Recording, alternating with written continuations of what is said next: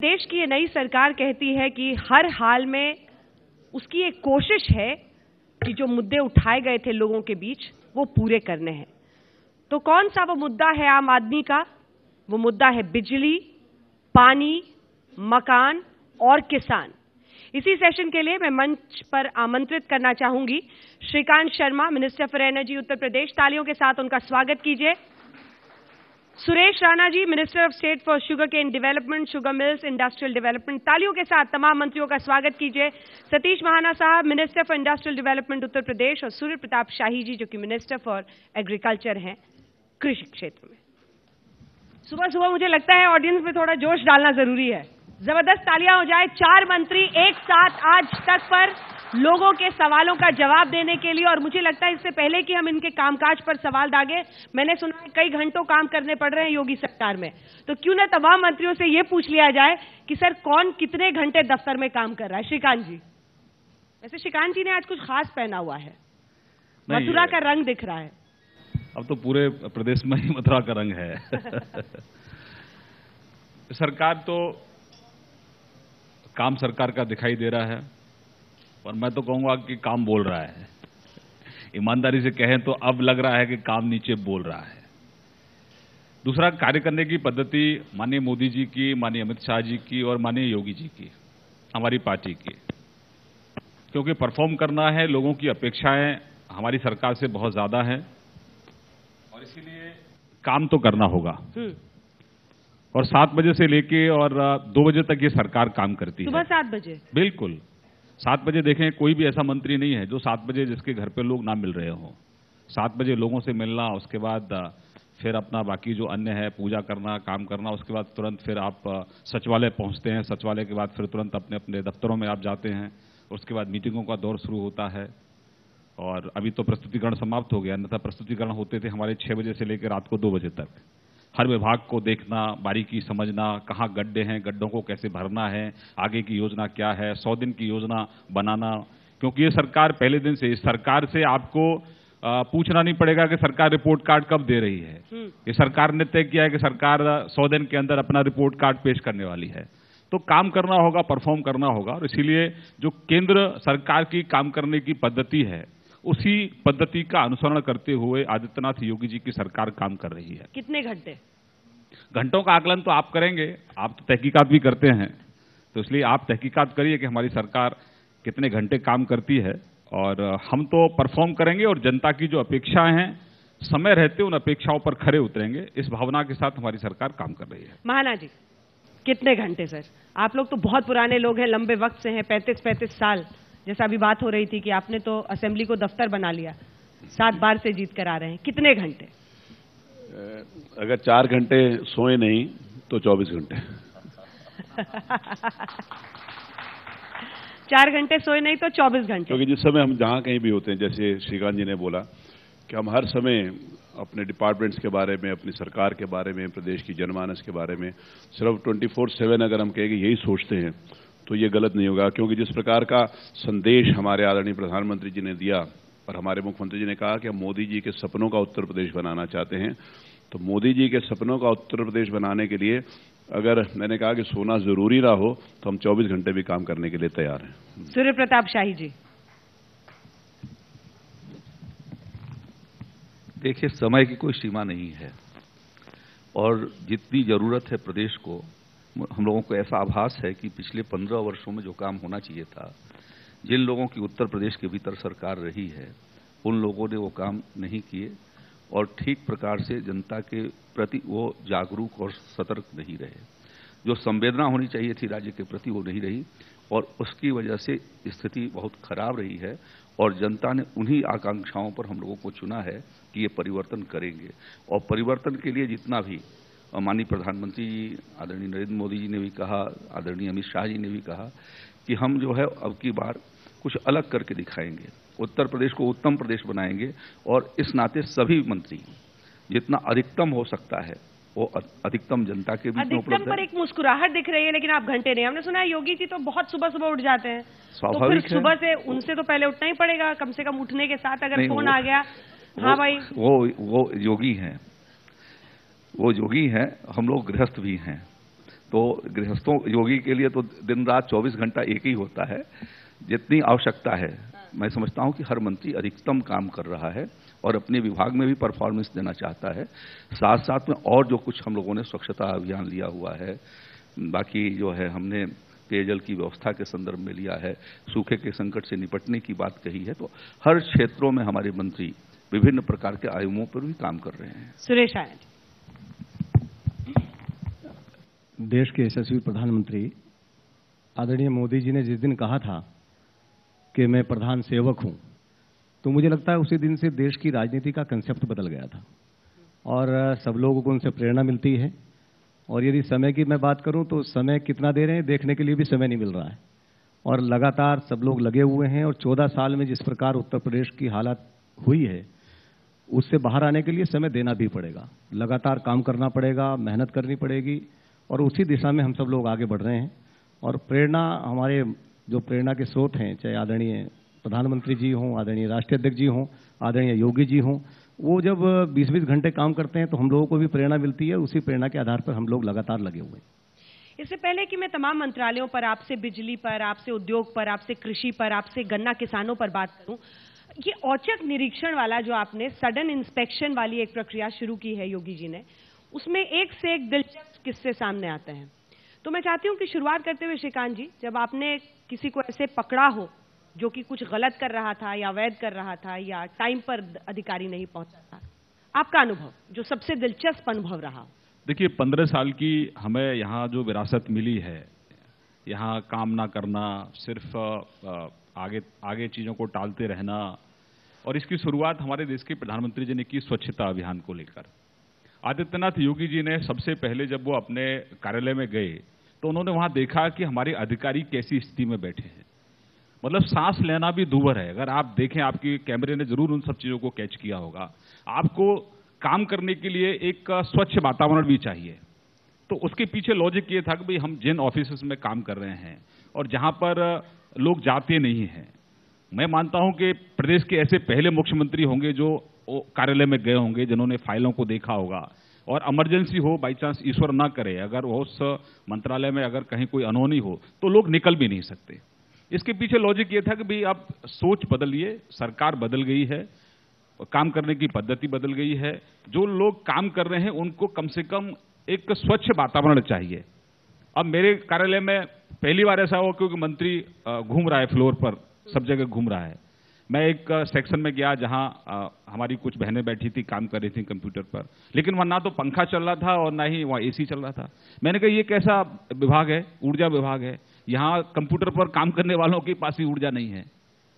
तो कई चीजें ऐसी हैं जहां थोड़ा सा अगर लगा लोगों को कि नहीं मिनिस्टर भाई चेक कर रहा है, तो उसके बाद मैंने नेक्स्ट वीक जब देखा तो सब लोग समय पर थे, साफ सफाई पर पूरा ध्यान था। तो औचक निरीक्षण करने का सिर्फ मतलब ये था कि सरकार बदली है, सरकार एक नई सोच के साथ काम कर रही है, और उसके पीछे ये था कि चाहे मिनिस्टर हों, चाहे मिनिस्टर के साथ काम करने वाले लोग हों या विभाग के कर्मचारी हों, उनको एक स्वच्छ एक वातावरण चाहिए। उसके लिए औचक निरीक्षण, सिर्फ इसलिए नहीं कि भाई आप काम नहीं कर रहे हैं। एक फोन आया तो मैंने फोन भी उठाया, तो बड़ा सरप्राइज लगा उनको, लेकिन वो अधिकारी उस समय नहीं थे। जब मैंने पूछा तो किसी काम से बाहर गए हुए थे, उनके परिवार में शायद कोई किसी की तबीयत ठीक नहीं थी। तो ये सस्पेंड हमने किसी को नहीं किया, लेकिन एक मैसेज हो गया कि भाई ये सरकार समय की पाबंद है और सरकार के साथ काम करना है तो समय पर आपको रहना होगा। किसी को आप पकड़ पाए क्या महाना जी? देखिए, इंडस्ट्री विभाग जो अभी तक था 25 साल, this was unattended department by the government. I can say that किसी ने ध्यान ही नहीं दिया कि कोई इंडस्ट्री विभाग है भी। बाई चांस ये इंडस्ट्री विभाग माननीय मुख्यमंत्री जी के पास रहा, इससे पहले जो भी रहे, और मुख्यमंत्री जी के पास बाकी प्रशासन और सारी बातों के ध्यान रहने के लिए समय कम होता होगा। मैं इसीलिए किसी के ऊपर आरोप प्रत्यारोप नहीं लगाना चाहता कि उन्होंने देखा नहीं, लेकिन दिस डिपार्टमेंट वाज अनअटेंडेड। ये किसी को पता ही नहीं था कि ये विभाग है कि नहीं है, और विभाग के अधिकारी और कर्मचारी भी इतने स्वच्छंद थे कि उस विभाग के स्वयं के मालिक थे। इस बारे में मैं एक छोटा सा उदाहरण देना चाहता हूँ कि एक UPSIDC हमारे डिपार्टमेंट है, उसका लखनऊ में एक कार्यालय है जो पिकअप में किराए के ऊपर चलता है। वो 3 दिन वहाँ पर MD बैठते हैं, तो 2,30,000 रुपया उसका किराया होता है। 2,30,000 रुपया बचाने के लिए क्या औचित्य दिया कि एक अपना कार्यालय बना लिया जाए। पिछली सरकार में ऑब्वियसली, अभी हम आए तो पता चला कि 125 करोड़ रुपए का कार्यालय बनाने के लिए उन्होंने बिल्डिंग खड़ी करने का प्रस्ताव दे दिया। वो शुरू हो गई। मैं वहां पर गया, मैंने देखा कि जो 2500 स्क्वायर मीटर के प्रस्ताव था वो 18,000 साढ़े 18,000 स्क्वायर मीटर बन रहा है और कई फाइल के ऊपर उसका कुछ नोटिंग ही नहीं है, पता ही नहीं है कि कैसे बन रही। जैसे मैंने आपको कहा वहाँ मालिक बने बैठे थे। ये सारी चीज़ें संज्ञान में आई हैं, हम इसकी जानकारी कर रहे हैं, इसकी जांच करा रहे हैं। लीगली भी हम उसके ऊपर देखना चाहते हैं कि क्या हम उसके ऊपर कार्रवाई कर सकते हैं। इट इज़ नॉट कि हम किसी एक डिपार्टमेंट में जाएं और एक दो लोगों को सस्पेंड कर दें, उससे सारा सिस्टम ठीक हो जाएगा। जैसे अभी श्रीकांत जी ने कहा कि हम उनको एक अवसर भी दे रहे हैं और आगे हम कैसे ठीक कर सकते हैं इसके लिए हम बहुत गंभीरता के साथ विचार कर रहे हैं। इस प्रकार की बातें जो पिछले विगत कई वर्षों से अनवरत चल रही थी, आदतें कुछ खराब होंगी, उन आदतों को ठीक करने के लिए हमने संकल्प लिया और हम उनको ठीक करेंगे। ठीक है शाही जी, कुछ अनुभव ऐसा रहा हो तो आप बताइए। और मैं चाहती हूं कि अब किसानों के मुद्दों पर आ जाएं, क्योंकि सरकार ने अगर सबसे ज्यादा सनसनी अवैध बूचड़खानों को बंद करने के साथ हुई, तो जो दूसरा सबसे बड़ा फैसला था उसमें किसानों की कर्ज माफी का मुद्दा सामने आया था। लेकिन ये एक शिकायत रह गई कि कुछ किसानों का हुआ, एक लिमिट तक हुआ। बड़ी तस्वीर क्या है और रोड मैप क्या है? अभी तो हाफ सेंचुरी 50 दिन हुए हैं, 100 दिन का रास्ता है और उसके बाद से आगे के साल हैं। रास्ता क्या है? क्योंकि आप सिर्फ ऋण माफी से आप आईसीयू में ट्रीटमेंट तो दे सकते हैं, लेकिन जो हालत उत्तर प्रदेश में किसान की है, एक लंबा आपको प्लान चलाना होगा, तभी उसकी सुधरेगी हालत या बदलेगी। ऋण माफी से सिर्फ पलटेगी नहीं किस्मत। Mic sir. उत्तर प्रदेश में किसानों की स्थिति अच्छी नहीं रही है और उसकी वजह से जो है वो कृषि विकास दर जो है वो बहुत धीमी गति से चल रही थी, 3-3.5% के रेट से चल रही थी। और जहां 3-3.5% की रेट से चलेगी तो स्वाभाविक है कि उस किसान की आर्थिक स्थिति अच्छी नहीं है। वो जितना लागत लगाते थे उतना उनका उत्पादन नहीं हो पाया, या उत्पादन हुआ तो उन्होंने उसके क्रय करने की व्यवस्था नहीं करी। क्रय करने की व्यवस्था नहीं की तो उनके उत्पादन का कोई समुचित मूल्य उनको नहीं मिल सका। तो ऐसी परिस्थितियों में, जबकि हमारा बुंदेलखंड पिछले 10 वर्षों से सूखे की स्थिति से ग्रस्त रहा है, पूरे उत्तर प्रदेश और प्रदेश के अन्य इलाके में भी पिछले 2 साल के भीतर सूखा भी आया, अतिवृष्टि भी हुई, ओले भी गिरे और किसानों की व्यापक क्षति हुई। इन सारी परिस्थितियों के भीतर हमारे भारतीय जनता पार्टी के वरिष्ठ नेताओं ने और हमारे प्रधानमंत्री जी ने भी इस बात का अनुभव किया कि उत्तर प्रदेश में किसानों की स्थिति अच्छी नहीं है और इसलिए भारतीय जनता पार्टी ने अपने लोक कल्याण संकल्प पत्र के भीतर ये व्यवस्था करी। हमने ये संकल्प लिया कि यदि भारतीय जनता पार्टी की सरकार आती है तो हम सीमांत और लघु कृषकों के फसली ऋण को माफ करेंगे। ये बात घोषित रही है। हमने अपने एक तरीके से जो संकल्प पत्र रहा है, बाकी लोग घोषणा पत्र जारी करते थे लेकिन उसको वो उतारते नहीं थे, हम लोगों ने उसको क्रियान्वित किया और अनेक जगहों पर हमारे नेताओं ने, आदरणीय प्रधानमंत्री नरेंद्र मोदी जी ने भी कहा, अमित शाह जी ने भी इस बात की चर्चा की, राष्ट्रीय अध्यक्ष जी ने, योगी जी ने भी कहा और केशव मौर्य जी ने भी कहा कि भारतीय जनता पार्टी की यदि सरकार बनती है तो हम पहले कैबिनेट की मीटिंग में हम इस प्रकार का निर्णय करेंगे जिससे सीमांत और लघु कृषकों के ऋण को हम माफ कर दें। और हमने उसको जैसा बैकग्राउंड हमने आपको बताया, उस बैकग्राउंड के आधार पर उत्तर प्रदेश सरकार ने यह निर्णय लिया। जो हमारी पहली मंत्रिपरिषद की बैठक हुई, उस मंत्रिपरिषद की बैठक में हमने ये तय किया कि हम उत्तर प्रदेश के सीमांत और लघु कृषकों के हम 1 लाख रुपए तक के कर्जे की माफी करते हैं। तो वो तो इंस्टेंट वाला एक कर दिया आपने। हाँ, वो तो कर दिया। अब आगे की जो हम व्यवस्था बना रहे हैं, हाँ, कि हम ये व्यवस्था कर रहे हैं कि जिससे कि उनकी कृषि की लागत घटे। हम उसको अच्छा बीज उपलब्ध कराएंगे, कम केमिकल फर्टिलाइजर इस्तेमाल करके और कैसे जो है वो जैविक फर्टिलाइजर का इस्तेमाल करके वो अपने खेती के उत्पादन को बढ़ा सकें, लागत को घटा सकें और उत्पादित जो हमारा अन्न है उसकी समुचित कीमत मिल सके। इसकी भी एक दूसरी जो कैबिनेट हुई उसके भीतर हम लोगों ने ये तय किया कि उत्तर प्रदेश में इस साल रिकॉर्ड गेहूं का उत्पादन हुआ है। देश में हम नंबर 1 पर हैं और उत्तर प्रदेश के भीतर भी इस वर्ष सबसे ज्यादा गेहूं की पैदावार हुई। ये तो 50 दिन में नहीं हुआ होगा। हाँ, वो 50 दिन में नहीं हुआ, उसके लिए मौसम ने भी बहुत साथ दिया है और उत्तर प्रदेश की खेती बहुत मौसमी आधार पर भी निर्धारित होती है। तो एक दूसरा जो फैसला किया, हम लोगों ने कहा था कि उनकी आर्थिक स्थिति को संभालने के लिए हम अगले साल में 2022 तक उनकी आय को दूना करेंगे। तो आय को दूना करने के लिए जरूरी यह था कि हम उनके जो उत्पादन है उनकी हम खरीद की ठीक प्रकार से व्यवस्था करें। तो पिछले वर्षों का अनुभव ये रहा है कि गेहूं के क्रय केंद्र नहीं चलाए गए, धान के क्रय केंद्र नहीं चलाए गए, किसानों को औने पौने दामों पर जो है उनको अपने फसलों को बेचना पड़ा और बीच में बिचौलिए और कुछ दलाल किस्म के लोगों ने उनका शोषण किया। इसलिए राज्य सरकार ने इस बात का फैसला किया, आदरणीय योगी आदित्यनाथ जी के नेतृत्व में हम लोगों ने बैठकर के फैसला किया कि हम उत्तर प्रदेश में 80 लाख मेट्रिक टन गेहूं की खरीद करेंगे।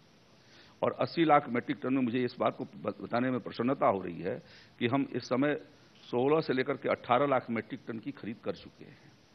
पिछले साल कुल खरीद ही जो है वो 14 लाख 15 लाख मेट्रिक टन के भीतर हुई थी। तो हमने एक ये व्यवस्था बनाई है उनके मार्केटिंग की व्यवस्था कि जो केंद्र सरकार द्वारा निर्धारित जो परामर्शित गेहूं का मूल्य है उससे कम कीमत पर किसान को बेचना न पड़े, बाजार उससे ऊपर उठे, इसलिए हमने उसकी व्यवस्था की है। इसी तरीके से हमने आलू के किसानों के लिए 1 लाख मेट्रिक टन आलू खरीद का फैसला किया और जो आलू की रेट 280 से लेकर के 320 रुपए कुंटल के बीच में था, आज वो बढ़ करके 550 से 550 रुपए कुंटल तक पहुंचा। तो जो शोषण हो रहा था किसान का, इस 1.5 महीने की हमारी सरकार ने उनके उत्पादित फसलों को हम सही कीमत दिला सके, उसके बारे में एक ठोस कदम उठाया है। मुझे लगता है योगी सरकार में जितने मंत्री हैं, जब आप उपलब्धियां पूछेंगे तो लंबा लंबा जवाब मिलेगा। तो मैं श्रीकांत जी को जोड़ना चाहता हूं। उसको मैं आदरणीय शाही जी की बात को आगे बढ़ाना चाहता हूं। इस सरकार ने किसानों को एक सुरक्षा कवच दिया है। सुरक्षा कवच बोले तो आपने कहा है कि जो फसली ऋण है, प्रदेश का कोई ऐसा किसान नहीं है जिसका फसली ऋण माफ ना हुआ हो। जिन्होंने लिया फसली ऋण उन सबका माफ हुआ। तो एक ये भ्रम फैलाने की कुछ लोगों ने कोशिश की थी कि इससे ज्यादा कोई फायदा नहीं हुआ। जितने भी किसान थे जिन्होंने फसली ऋण लिया था सबका माफ हुआ, नंबर 1। नंबर 2, ये ऐसी पहली सरकार है जिसने 5000 गेहूं के खरीद केंद्र खोले, पहले नहीं खुलते थे। तीसरा बड़ा फैसला, प्रधानमंत्री फसल बीमा योजना पिछली सरकार ने आधे अधूरे मन से उसको लागू किया, हमारी सरकार ने पूरी शिद्दत से लागू किया। एजेंसियों को 2 साल का समय दिया और 21 दिन के अंदर अगर किसान की भरपाई नहीं होगी नुकसान की तो उनको पेनल्टी देनी पड़ेगी, उनका रद्द हो जाएगा। तीसरा, अगर आपकी कहीं फसल जलती है तो 7 दिन के अंदर आपके खाते में मुआवजा आएगा। मतलब ये सरकार सेंसिटिव सरकार है किसानों को लेकर। जैसे साई जी ने कहा आलू का एमएसपी आज तक कभी तय नहीं हुआ। पूर्ववर्ती सरकार अगर सेंसिटिव होती तो आलू सड़क पर नहीं फिकता। आज 4 रुपए 87 पैसे का सरकार ने रेट तय किया है, इससे नीचे तो आलू बिक ही नहीं सकता। तो आलू पैदा करने वाले किसान को भी हम प्रोत्साहित कर रहे हैं। लेकिन अखिलेश जी यही कह रहे हैं कि ये फसल वाला ही ऋण, फसली ऋण का ही ये सब तो पहले नहीं कहा था आपने। अखिलेश जी ऋण माफी की बात की थी। नहीं, अखिलेश जी तो क्या कहते हैं वो तो जनता ने उनको जवाब दे दिया।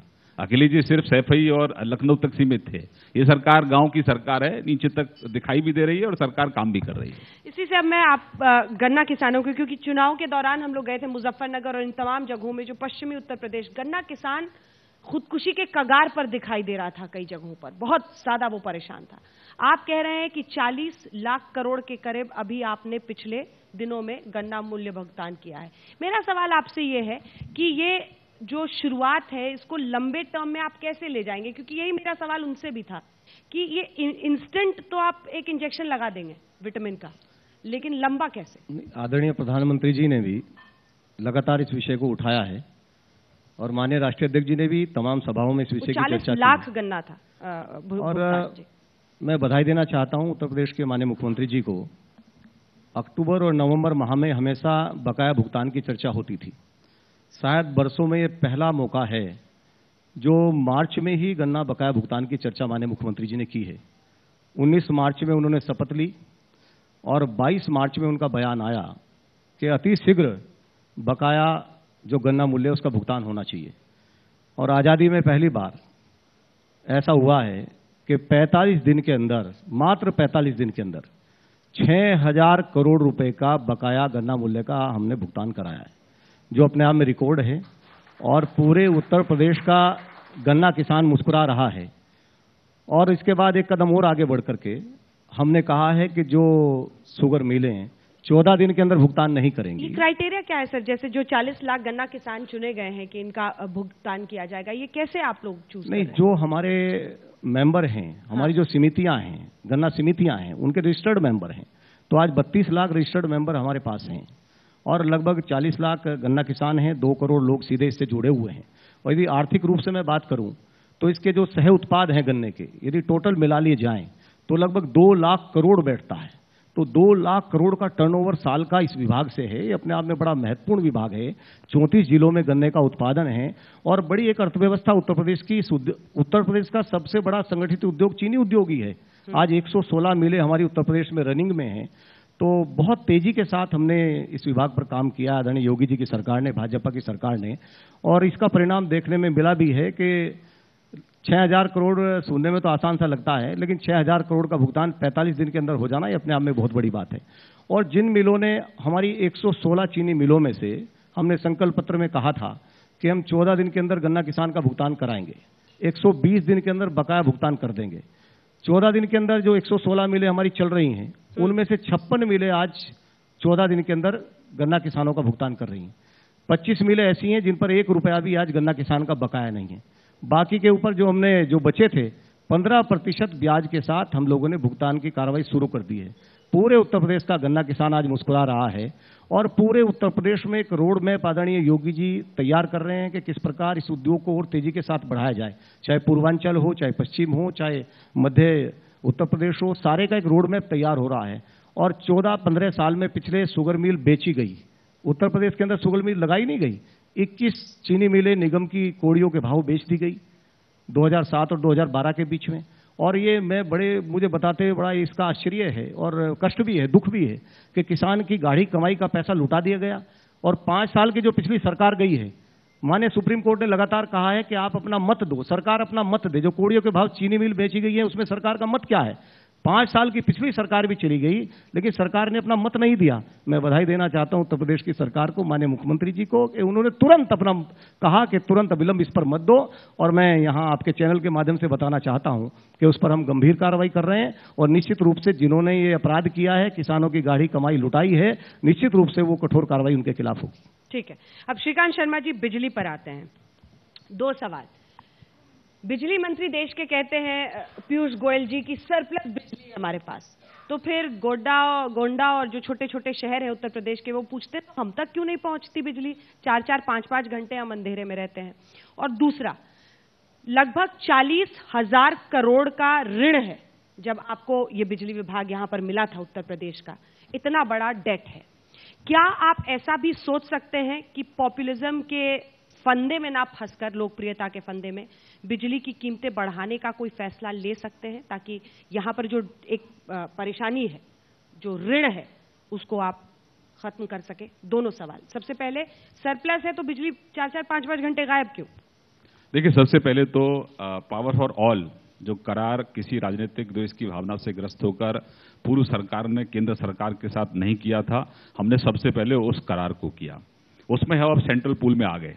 अगर हमारे पास बिजली का संकट रहता है, अब 7 बजे से लेकर 11 बजे तक पीक आवर्स होते हैं और पीक आवर्स में हमारा डिमांड 17,900 से ऊपर पहुंचती है, तो उसके लिए फिर हमको बिजली खरीदनी होती है।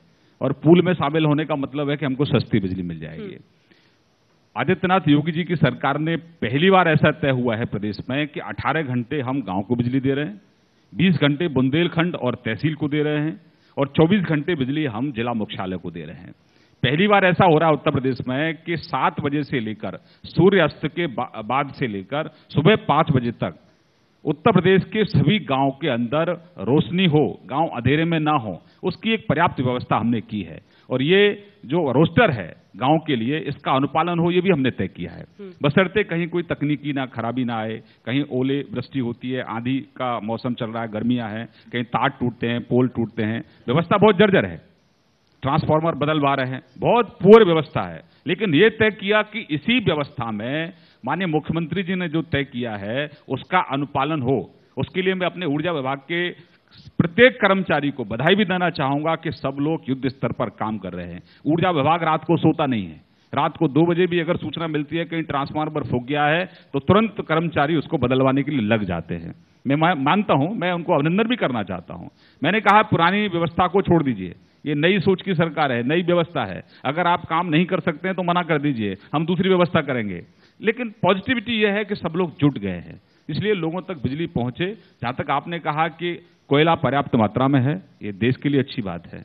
बिजली सरप्लस है, ये देश के लिए अच्छी बात है, लेकिन राज्यों को उसके लिए अपने आप को मजबूत करना होगा, इंफ्रास्ट्रक्चर आपको उस तरीके से डेवलप करना होगा। और इसीलिए हमने तय किया है, देश के प्रधानमंत्री जी ने जो कहा है कि 19 से पहले पहले उत्तर प्रदेश के हर गांव में, हर खेत पर सस्ती बिजली पहुंचे, उसके लिए हमने अभी से इनिशिएटिव्स लेना शुरू कर दिए हैं। युद्ध स्तर पर हम लोग काम कर रहे हैं। लेकिन बिजली विभाग अगर ऋण में है, 40,000 करोड़ जैसा ऋण है, तो कैसे होगा ये? क्या आप बिजली की कीमतें बढ़ा सकते हैं? कोई ऐसा फैसला ले सकते हैं? देखिए, मुझे लगता है कि एक तो ये आंकड़ा जो है 15,000 करोड़ का हमको घाटा चल रहा है, नंबर एक। नंबर दो, अभी इस विभाग में बहुत अनियमितताएं हमको सामने आई। मैं ग्रामीण अंचल से आता हूं और मैं इस विभाग में मंत्री की तरह काम नहीं करता हूं। मैं एक साधारण परिवार में जो उपभोक्ता है, एक साधारण उपभोक्ता की तरह मैं काम करता हूं। उपभोक्ता को सुविधा देना हमारी योगी जी की सरकार की पहली प्राथमिकता है। अब आपके बिल आ रहे हैं, लेकिन बिजली तो आपके पास आ नहीं रही है। आपने कई जगह कनेक्शन है, लेकिन मीटर नहीं है। तो ये जो अनियमितताएं थी, इसके लिए हमने ओटीएस स्कीम लेकर आए हम कि भाई अब तक के जितने भी आपके सरचार्ज हैं सब माफ कर दिए। पहले अब किसानों का सरचार्ज माफ होता था, हमने किसानों का भी किया है, व्यापारी का भी किया है, शहरी उपभोक्ता का भी किया है, ग्रामीण उपभोक्ता का भी किया है, स्मॉल स्केल इंडस्ट्री का भी किया है। कि एक नई शुरुआत ईमानदारी से सरकार करना चाहती है। आप आइए, इस सरकार को सहयोग करिए। उसके साथ एक सर्वदा स्कीम हम लोग लेकर आए हैं। उसमें अगर जो इलीगल कनेक्शंस हैं जिनके पास, हमने उनको अनुरोध किया है कि 2 महीने का समय है, आप उसको लीगलाइज करा लीजिए। आपने घर का कनेक्शन ले रखा है, लेकिन आप नर्सिंग होम चला रहे हैं, आप स्पीलर चला रहे हैं, आप स्कूल चला रहे हैं, भाई व्यवस्था में आ जाइए। सरकार ईमानदार है, आप उसको रेगुलाइज करा लीजिए। थर्ड, आपने लोड सैंक्शन कर रखा है 5 kV का और उपयोग कर रहे हैं आप 25 kV, 75 kV, ये तो अंधेरगिर्दी है, इसको आप दुरुस्त करिए। सरकार आपके साथ कंधे से कंधा मिलाकर चलना चाहती है, ईमानदारी से 24 घंटे बिजली देना चाहती है। आप भी ईमानदार सरकार के साथ ईमानदार इस पहल में शामिल हो जाइए। तो हमने एक योजना चालू की है और मुझे लगता है कि इस प्रदेश का ईमानदार उपभोक्ता इस ईमानदार सरकार के साथ कदम से कदम ताल कर रहा है। उसके बाद हमने चोरी कैसे रोकी जाएगी, जैसे आपने कहा घाटे को कैसे पूरा करेंगे। हाँ। प्रदेश में सबसे बड़ी समस्या बिजली चोरी है। 24 घंटे बिजली हम देना चाहते हैं ईमानदार उपभोक्ता को, बिजली क्यों नहीं पहुंच पा रही है, उसके पीछे चोरी है। जब तक चोरी नहीं रुकेगी तब तक 24 घंटे बिजली देना मुश्किल होगा और आर्थिक रूप से इस विभाग को स्वावलंबी बनाना मुश्किल होगा। एंटी बिजली चोर स्क्वाड बनाना पड़ेगा। मैं तो जिस तरह से हमारी योगी जी की सरकार काम कर रही है, ईमानदार उपभोक्ता, मैं कहता हूं ईमानदार उपभोक्ता हमारा नीचे लीडर होगा और टास्क फोर्स हमारा ईमानदार उपभोक्ता है। जहां चोरी देखेगा वहां तुरंत शिकायत करेगा, क्योंकि योगी जी ने पंचायती दिवस पर कहा था कि जिन फीडरों पर अगर ईमानदारी से हमको बिल मिल रहा है, रेवेन्यू हमारा ठीक आ रहा है, तो हम उन फीडर्स को समय से पहले ही 24 घंटे बिजली देना शुरू कर देंगे। हमने पश्चिम के 76 फीडरों को 24 घंटे बिजली देना शुरू कर दिया है। आपका चैनल जाएगा, आप तहकीकात करिए, आपको व्यवस्था दुरुस्त मिलेगी। इसमें लोनी के कुछ फीडर्स हैं, साहिबाबाद के कुछ फीडर्स हैं और मोदी नगर के कुछ फीडर्स हैं और 16 ऐसे बिजली घर हैं हमारे 33 kV के जो 24 घंटे बिजली दे रहे हैं। तो ये ऐसे बिजली घर हैं जिन पर हमारी बिलिंग ठीक हो रही है, लोग ईमानदारी से हमको भुगतान कर रहे हैं। तो योगी जी ने ये कहा है कि भाई आप ईमानदारी सरकार के साथ ईमानदार पहल में शामिल हो जाइए, समय से पूर्व 24 घंटे बिजली आपको देंगे। चलिए ठीक है। तो आप उप मुख्यमंत्री केशव प्रसाद मौर्य जी ने कहा कि हम गड्ढा मुक्त कर देंगे 15 जून तक। आप कह रहे हैं बिजली विभाग के लिए, तो हमारे कैमरे अब दोनों जगह निकलेंगे। हम ये भी कह रहे हैं कि पहले परसेप्शन ये होता था कि जब किसी सीमा में आप घुसेंगे, सड़कों में गड्ढे और गांव के अंदर अंधेरा अगर लग जाए, समझ लो उत्तर प्रदेश आ गया। तो इस परसेप्शन को बदलने के लिए हमारी सरकार काम करेगी। ना तो आप प्रदेश में घुसते ही आपको अच्छी सड़कें भी दिखेंगी और प्रदेश में घुसते ही हर गांव आपको रोशन दिखेगा। ये हमारा संकल्प। तो नया नारा होगा गड्ढा मुक्त बिजली युक्त। बिल्कुल, निश्चित रूप से, और अपराध मुक्त। महाना साहब, कहा तो कहा गया कि कानपुर मैनचेस्टर है और अब कानपुर जैसे आप शहरों में पहुंचिए उत्तर प्रदेश में तो दुर्दशा है। चिमनियों से धुआं कब निकलेगा? लाल इमली जैसे जो फैक्ट्रीज है वहां पर अब तो ये बहाना भी नहीं चलेगा कि यहाँ अखिलेश हैं, वहां पर मोदी जी हैं। अब तो वहां मोदी जी हैं, यहाँ योगी जी हैं। ये जो उत्तर प्रदेश में कानपुर महानगर एक समय में मैनचेस्टर ऑफ ईस्ट कहा जाता था। अनफॉर्चुनेटली कालांतर में वो ग्रेव यार्ड ऑफ इंडस्ट्रीज हो गया। उसका रिवाइवल के लिए, क्योंकि ये कपड़ा मिलें हैं हमारे भारत सरकार के टेक्सटाइल मिनिस्ट्री के अंतर्गत आती हैं, मैं स्वयं ऑनरेबल टेक्सटाइल मिनिस्टर आदरणीय स्मृति ईरानी जी से मिलने गया था और हम लोगों ने एक लंबी बातचीत करी है। हमारा प्रयास है कि हम उस कानपुर के एल्गिन मिल को चला सकते हैं। इसके साथ साथ हमने इस नई इंडस्ट्रियल पॉलिसी हम लेकर आ रहे हैं, हमारे बहुत गंभीरता के साथ हम उसके ऊपर हमारे डिप्टी चीफ मिनिस्टर श्रीमान दिनेश शर्मा जी के साथ, हमारे ऊर्जा मंत्री आदरणीय शर्मा जी के साथ और हमारे 4-5 मिनिस्टर्स, हम लोगों ने एक मीटिंग की थी इंडस्ट्रीज के साथ और इंडस्ट्रीज एसोसिएशंस के साथ। पहली बार उनको लगा कि कोई सरकार सुनने वाली है और सुनकर जवाब देने वाली है। पहले सरकारें सुनने के लायक भी नहीं होती थी, अगर किसी मजबूरी में सुना दिया जाए तो जवाब देने के लायक नहीं होती थी। तो एक हम अच्छा माहौल बनाना चाहते हैं उत्तर प्रदेश में, कानून व्यवस्था ठीक करके, जैसे अभी कहा हमारे माननीय ऊर्जा मंत्री जी ने, हम 24/7 अनइंटरप्टेड बिजली इंडस्ट्रीज के लिए दे रहे हैं और देना प्रारंभ कर दिया। हम इस और एक माहौल बनाना चाहते हैं, एक ईज ऑफ डूइंग बिजनेस लाना चाहते हैं, सिंगल विंडो सिस्टम लाना चाहते हैं। अभी तक इंडस्ट्रीज से उत्तर प्रदेश में जाना तो वो किनारे से कट कर भाग जाते थे। कल ही मैंने CIA के नॉर्दर्न रीजन के साथ एक दिल्ली में मैंने मीटिंग करी थी, मैं उसमें गया था। तो पहली बार उन्होंने कहा कि हम यहाँ पर आए थे नेगेटिव थॉट लेकर, but we are going with a positive thinking. तो एक वो नेगेटिविटी को एक पॉजिटिवनेस में बदलने का काम अभी हमने 1.5 महीने के अंतर्गत किया। उद्योग विभाग ऐसा नहीं है कि मैं आपको इस 1.5 महीने के कालखंड में बता दूं कि हमने इतनी इंडस्ट्रीज लगा लिया, हम इन इंडस्ट्रीज को हमने आकर्षित कर लिया, लेकिन हम उस ओर बढ़ना हमने शुरू किया है और एक विश्वास अर्जित किया इंडस्ट्रीज में कि नहीं, अब उत्तर प्रदेश में इंडस्ट्री। और दूसरी बात मैं आपसे कहना चाहता हूं कि GST आने के बाद, क्योंकि GST आने के बाद वो जो इंडस्ट्रीज जो उत्तर प्रदेश में रहेगी, क्योंकि सबसे बड़ी संख्या में एंड उपभोक्ता 22 से 25 करोड़ लोग उत्तर प्रदेश में रहते हैं। तो ये जिस समय एंड उपभोक्ता के जो टैक्स लिया जाएगा वो इंडस्ट्रीज को उसका लाभ होगा। तो कई ऐसे अवसर और कई ऐसे कारण हैं जिसके कारण इंडस्ट्रीज उत्तर प्रदेश की तरफ आना चाहता है। और सबसे बड़ा कारण है कि उनको योगी जी की सरकार के ऊपर ये विश्वास जमने लगा है कि नहीं, अब उत्तर प्रदेश में इंडस्ट्रियल डेवलपमेंट होगा और हम उस इंडस्ट्रियल डेवलपमेंट को आगे बढ़ाने के लिए काम करेंगे। माना जी, कुछ कॉन्क्रीट स्टेप्स बताइए, क्योंकि मुझे तो लगता है कि आपने योगी जी के दरबार पे कुछ छोड़ दिया, कुछ बिजली के दरबार पे छोड़ दिया, कुछ कानून व्यवस्था के हालात पर छोड़ दिया, कि उत्तर प्रदेश जब उत्तम प्रदेश बन जाएगा तो अपने आप उद्योग लग जाएगा। ईज ऑफ डूइंग बिजनेस इस देश में है क्या सर? ये लोग आज भी समझना चाहते हैं। ये कुछ ऐसे शब्द हैं जो हम खूब सुनते हैं, ease of doing business, single window, लेकिन हो ना पाया, ये वाली हालत रह जाती है। देखिए, इंडस्ट्री अपने आप में कोई विभाग नहीं है। देखिए, आप बिना बिजली के इंडस्ट्री नहीं है। जैसे आपने कहा कि हमने ऊर्जा मंत्री के ऊपर छोड़ दिया, तो ये बिजली नहीं देंगे तो इंडस्ट्री नहीं है। कानून व्यवस्था अगर सही नहीं होगी तो इंडस्ट्री से आना नहीं चाहेगा। ये सारे इंडस्ट्री विभाग, इन सब विभागों का मिला जुला जिस समय एक स्थान के ऊपर लेकर आएंगे, सारे विभाग खड़े होंगे, तभी हम इंडस्ट्री को आगे बढ़ा पाएंगे। ईज ऑफ डूइंग बिजनेस के लिए मैं आपको ये बताना चाहता हूं कि अभी हमारे पास इसी 15-20 दिन के अंदर हमारे पास कुछ इंडस्ट्रिस्ट है। तो मैंने अपने प्रिंसिपल सेक्रेटरी से ये अपेक्षा करी कि वो इंडस्ट्रीज को फोन करके खुद बुलाएं। मतलब पहले इंडस्ट्रीज किसी जॉइंट सेक्रेटरी लेवल के आदमी को तो मिल नहीं सकते थे, प्रिंसिपल सेक्रेटरी तो बहुत बड़ी बात होती थी। हमने इस व्यवस्था के अंतर्गत हमारे प्रिंसिपल सेक्रेटरी ने जिस समय उनको फोन किया तो उनको बड़ा आश्चर्य हो रहा था, प्रिंसिपल सेक्रेटरी भी बुला सकते हैं क्या हमारे को इंडस्ट्री लगाने के लिए? ये अपने आप में उनके लिए बड़े आश्चर्य की बात थी। हमारे प्रिंसिपल सेक्रेटरी ने उनको बुलाकर उनसे सारी बातचीत करी। देखिए, मैं जैसे as I told you, it is not overnight, industry is not overnight कि हम आपको कहें कि हमने कहीं पर इंस्पेक्शन करी तो इंडस्ट्री बंद थी तो हमने अगले के दिन उसको चालू कराने की व्यवस्था कर दी।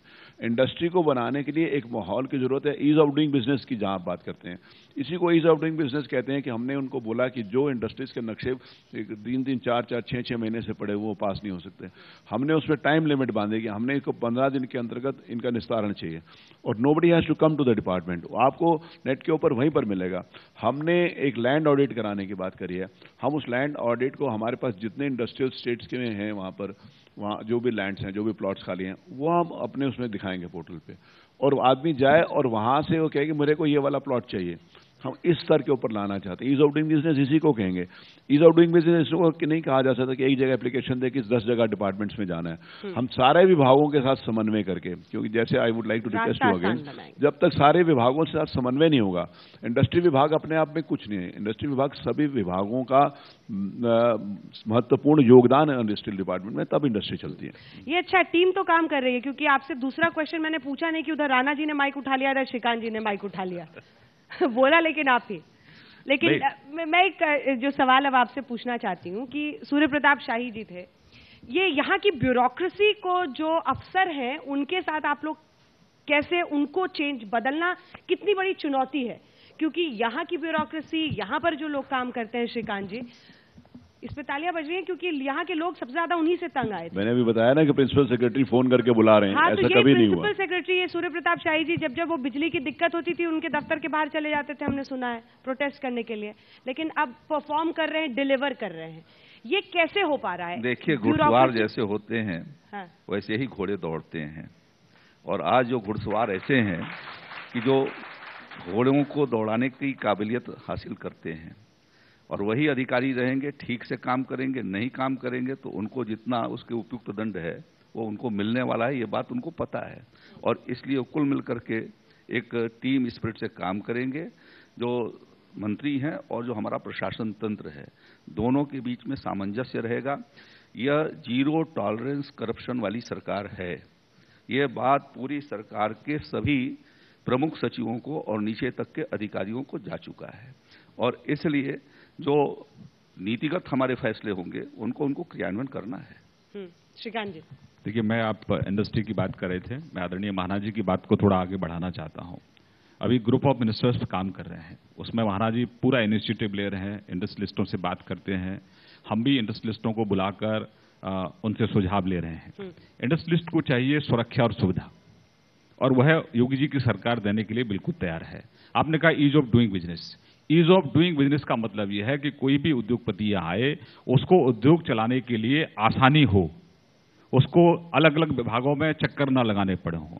दूसरा, करप्शन फ्री गवर्नेंस, ये बहुत महत्वपूर्ण है। तो इसीलिए एक नई पॉलिसी हम लोग तैयार कर रहे हैं। हमारे अध्यक्ष हैं उस कमेटी के, हमारे उप मुख्यमंत्री श्री दिनेश शर्मा जी। तो मुख्यमंत्री जी बहुत गंभीर हैं इस विषय को लेकर, और आने वाले समय में देखेंगे कि एक मजबूत पॉलिसी हम लेकर आएंगे जिसमें सिंगल विंडो भी होगा, जिसमें ईज ऑफ डूइंग बिजनेस भी होगा। मतलब जो अपेक्षा इंडस्ट्रियलिस्ट करता है वो उन अपेक्षाओं पर हम खरे उतरेंगे। जहां तक आप बात करें ब्यूरोक्रेसी की, तो साई जी ने कहा कि भाई लीडरशिप क्या है, आपका मुख्यमंत्री क्या चाहता है, मुख्यमंत्री का काम करने का तरीका क्या है, मुख्यमंत्री की प्राथमिकता क्या है। हमारे मुख्यमंत्री जी की, हमारे प्रधानमंत्री जी की प्राथमिकता गांव का गरीब और किसान है, और उसकी को केंद्र में मानकर हम लोग काम कर रहे हैं। योगी जी के नाम पे डराते तो नहीं है आप लोग? देखिए, किसी को आज तक ये डराने की हमको आवश्यकता ही नहीं पड़ी। सिर्फ मैसेज है कि ये सरकार काम चाहती है, सम्मान भी आपको देगी, लेकिन हमारा गरीब और किसान का अगर अपमान होगा, उसके हितों पर अगर कहीं ना कहीं कुठारघात होगा, तो ये सरकार सख्त फैसले भी लेगी। जो भी अधिकारी गांव और गरीब के किसान के हित में जो फैसले हो रहे हैं उनको कहीं ना कहीं डिले करेगा या लेट करेगा, तो उस अधिकारी के खिलाफ ये सरकार कठोर कार्रवाई भी करेगी, लेकिन साथ ही साथ सम्मान भी सबका है। चलिए, चलते चलते चूंकि अगले सेशन का भी वक्त हो रहा है, योगी जी के बारे में बड़ी उत्सुकता है लोगों में कि योगी जी आखिर कैसे व्यक्ति हैं निजी तौर पर, क्योंकि सबने उनको देखा गोरखपीठ में और उस अंदाज में देखा, और अब वो सुबह सुबह उठकर और बहुत एक्टिव दिख रहे हैं। तो आपसे शुरू करते हुए कुछ ऐसा उनके व्यक्तित्व के बारे में बताइए, या जो आपका उनसे इंटरैक्शन होता है, बातचीत होती है, जिससे लोगों की उत्सुकता थोड़ी कम हो। योगी जी के बारे में शुरुआत में कुछ लोग नहीं जानते थे, तो मैं आपके भी चैनल पे था और एक इंग्लिश चैनल पे भी था। मैंने कहा आप उनकी आलोचना करने से पहले आपको गोरखपुर जाना पड़ेगा और उस मंदिर में जरूर जाइए जहां औषधालय भी चलता है, जहां रसोई भी चलती है, जहां मेला भी लगता है। तो आप सिर्फ परसेप्शन के आधार पर उनकी आलोचना मत करिए।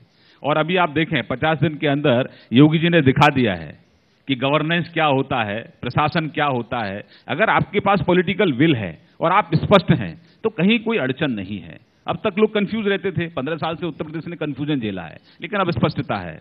तो योगी जी ने परफॉर्म किया है, योगी जी बता रहे हैं, योगी जी का काम बोल रहा है। तो जो लोग योगी जी की आलोचना करते थे वो योगी जी के काम को देखकर उन्होंने आलोचना करना बंद कर दिया है। अखिलेश जी को यह नारा बहुत भारी पड़ा था। नहीं, हम तो नारे में नहीं, हम तो काम में भरोसा करते हैं। आप पूछ लीजिए, आप तो खैर आपका चैनल आज तक मैं मानता हूं कि देश में सबसे ज्यादा देखा जाता है। तो आपके चैनल पर बैठकर यहाँ सिर्फ गॉसिप करना तो संभव नहीं है, यहाँ तो फैक्ट पे बात करनी होगी। नहीं तो अगले दिन आपका कैमरामैन और एक रिपोर्टर चला जाएगा, असलियत जान लेगा जाके कानपुर से और बदायूं से और बरेली से कि हम क्या कह रहे हैं और नीचे जमीन पर क्या है। तो ये सरकार काम कर रही है और जनता जवाब दे रही है। राणा जी, योगी जी के साथ काम करना कैसा है? जहां तक योगी जी के साथ काम करने की बात है, तो यदि मैं केवल राजनीतिक शास्त्र की बात करूं, हाँ। तो अभी जो प्रेजेंटेशन कार्यक्रम हमारा चल रहा था उसका यदि विश्लेषण किया जाए, शायद कोई सरकार प्रदेश की ऐसी होगी 150 घंटे से ज्यादा मुख्यमंत्री और मंत्री साथ साथ बैठे हैं 1 महीने के अंदर। ये अपने आप में अद्वितीय प्रयोग है। 150 घंटे लगातार साथ बैठना, विभिन्न विषयों पर चर्चा करना, सारे विभागों पर चर्चा करना, और सारे मंत्री साथ बैठे हैं। एक विभाग की, श्रीकांत जी के विभाग की चर्चा हो रही है तो गन्ना विभाग भी वहां बैठा हुआ है, कृषि विभाग भी बैठा है, औद्योगिक विकास भी बैठा है। सारे विभागों पर सबका एक्सपर्टाइज हो जाए, इसलिए लगातार सबको बैठा करके जिस प्रकार उन्होंने एक टीम भावना को जन्म दिया है और 150 घंटे 30 दिन में साथ हम लोग बैठे हैं, तो ये निश्चित रूप से उनकी कार्यशैली है। मैंने लोकसभा में, आपने लगातार दिखाया भी है, और लोकसभा का उनका जो बोलने का मैंने पूरा अध्ययन किया है, और जिस प्रकार उन्होंने संवेदनशील मुद्दे उठाए हैं, गोरखपुर का चाहे वो बुखार का मामला हो। मंत्री बनने के साथ आपने सारे भाषण सुन डाले उनके? नहीं, मैं संसद में जब बोला, जो प्रेरणादायी लोग हैं उनकी प्रेरणा को देखना भी पड़ता है, सुनना भी पड़ता है। आदरणीय मोदी जी का, आदरणीय योगी जी का, राष्ट्रीय अध्यक्ष जी का हम लगातार भाषण सुनते भी हैं, जब भी समय मिलता है सुनते हैं, उसमें से कुछ निकालते हैं। तो मैंने देखा जिस तरह संवेदनशील है वो, और किस तरह से तमाम छोटे छोटे बिंदुओं को छूते हैं, और उत्तर प्रदेश में भी छोटे से लेकर बड़े तक सारे बिंदुओं को थोड़े से ही समय में छू दिया। और आज तो एक आदर्श सरकार के रूप में थोड़े ही समय में योगी जी की सरकार आई है, और मैं कहता हूं भारत नहीं, दुनिया में आज इस सरकार की चर्चा हो रही है, और लगातार उनकी कार्यशैली की चर्चा हो रही है, और हम लोगों को तो बड़ा सौभाग्य मिला है कि ऐसे मुख्यमंत्री के साथ काम करने का मौका मिल रहा है। शाही जी, योगी जी को समझ गए? योगी जी के पास पिछले 20 सालों से संसदीय अनुभव है। वो ऐसे प्रतिनिधि हैं जो लगातार 5 वर्षों से 5 कार्यकाल से गोरखपुर से चुने जाते हैं संसद के लिए, और हर बार उनका रिकॉर्ड जो है वोट बढ़ते रहे हैं। तो स्वाभाविक रूप से है कि उनका जनता के साथ काम करने की जो शैली रही है, उस शैली की वजह से जनता में वो लोकप्रिय रहे हैं। जैसा श्रीकांत जी ने बताया कि उनके पास अनेक शिक्षण संस्थाएं हैं। गोरखनाथ पीठ जैसा, एक गोरक्ष पीठ जैसा बड़ा सा संस्था है जहां लाखों की संख्या में श्रद्धालु आते हैं, उनकी व्यवस्था तो एक प्रकार से प्रबंधन की उनकी कुशलता है। वो खुद जो है, ये सब तो हम लोग जानते हैं, जो पर्सनल इंटरेक्शन है वो बताइए। हाँ, कि बहुत नेचुरल है, क्या मतलब अंदाज क्या है? नहीं, वो सख्त भी है और उदार भी है। जहां शक्ति की जरूरत है वहां शक्ति दिखाते हैं, जहां उदारता की जरूरत है वहां उदारता दिखाते हैं। जैसा राणा जी ने बताया कि हमने तो वो मंत्रिपरिषद देखे हैं उत्तर प्रदेश के भीतर कि 10 मिनट में पूरा का पूरा कैबिनेट की मीटिंग हो जाती थी, और प्रेजेंटेशन में 150 घंटों से ज्यादा लगा। सारे मंत्री साथ साथ बैठे। शायद ये उत्तर प्रदेश में पहला रिकॉर्ड होगा कि इतने मंत्री इतने विभागों के साथ, यानी उनको परफेक्ट जानकारी हर डिपार्टमेंट के बारे में हो जाए। हमारे में से हर कोई मंत्री सभी विभागों के बारे में बराबर की जानकारी रखता है। यह सिर्फ 1.5 महीने के भीतर योगी जी ने हमारे सभी मंत्रियों को इस तरीके से तैयार कर दिया। यह शायद कार्यकुशलता की एक बहुत बड़ी उपलब्धि है। और एक लाइन में कहूं, हाँ बिल्कुल, वही मैं सोच रही थी कि टीवी के स्पेशलिस्ट तो श्रीकांत शर्मा जी हैं, जो दिल्ली से आप लोगों ने लखनऊ में बुला लिया। योगी जी को काम पसंद है। यूपी में अब काम पसंद है योगी जी को? योगी जी को काम पसंद है। आपने कहा उनको उनका कार्यशैली क्या है? योगी जी को काम पसंद है। योगी जी एक निर्मल हृदय व्यक्ति है। मैं इस बात का प्रमाण के साथ कहना चाहता हूं कि जिस समय हम उनसे बातचीत करते हैं तो उनकी सोच उस व्यक्ति के लिए जो विकास की अंतिम व्यक्ति की जो परिकल्पना पंडित दीनदयाल उपाध्याय जी ने जी थी, उन्होंने कहा कि ऐसे लोग जो मेंटली रिटार्डेड होते हैं, कुछ शहरों पर घूमते हैं, उनकी संख्या बहुत कम होती होगी, लेकिन उनके बारे में भी उन्होंने चिंता की कि इनको हम कैसे शेल्टर होम दे सकते हैं। ये उनके मन की बात है। आपने पूछा व्यक्तिगत योगी जी कैसे हैं, तो उनका जनरली इस प्रकार के वहां पर अगर किसी शहर में 10, 20, 5, 7, 10 लोग होंगे, उनके बारे में किसी का ध्यान ही नहीं गया होगा। उनका ध्यान वहां तक है, ये उनकी सोच है। और जिस समय हम लोग बातचीत करते हैं और कोई ऐसे अवसर आते हैं जिसमें मनोविनोद के हो, तो खूब खुलकर हंसते भी हैं, मस्ती भी करते हैं। मतलब काम के प्रति सख्त और हृदय से मुलायम, ये दोनों चीजें अगर हम कंबाइंड रूप से कहें। हमसे मेरे से किसी एक व्यक्ति ने पूछा कि योगी जी बहुत सख्त है, हमने कहा खूब सख्त है, तो उन्होंने कहा मुस्कुराते हैं, मैंने कहा मुस्कुराते नहीं है, ठाका लगाकर हंसते हैं। और सही बात मैं बता रहा हूँ, ये बात हम सब लोग, क्योंकि वहां पर उनके साथ बैठने का अवसर मिला, तो उसके साथ भी वो पूरे के पूरे ही वो एंजॉय करते हैं अपने काम को। और एंजॉयमेंट सिर्फ केवल मतलब पूरे समर्पण के साथ उसको एंजॉय करते हैं, ये उनकी खासियत है। चलिए इसी के साथ इस सेशन का अंत करेंगे। और जो श्रीकांत जी ने कहा कि योगी जी को काम पसंद है, तो गड्ढा मुक्त केशव प्रसाद मौर्य जी बोल के गए हैं, ये कह रहे हैं बिजली युक्त, आप कह रहे हैं उद्योग दुरुस्त होगा, और वो लोग कह रहे हैं कि किसान मस्त होगा, खुश होगा। इसी उम्मीद के साथ कि फिर रिपोर्ट कार्ड जब सामने आए तो हम लोग आपसे बातचीत करेंगे। बहुत बहुत शुक्रिया आप चारों का हमारे साथ इस सेशन में शामिल।